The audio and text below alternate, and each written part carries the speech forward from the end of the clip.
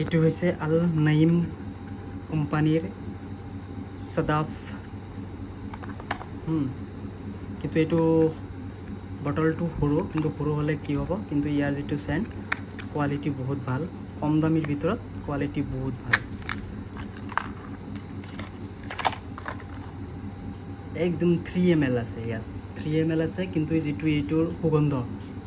এই আগৰ যিটো এটাৰ দেখালোঁ এইটোতকৈ আৰু ভাল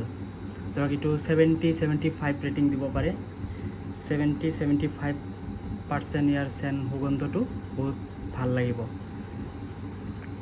ইয়াত 3 ml আছে ইয়াৰ এইটো পাই যাব মাৰ্কেটত পাই যাব 30 টকাৰ পৰা 35 টকাত পাই যাব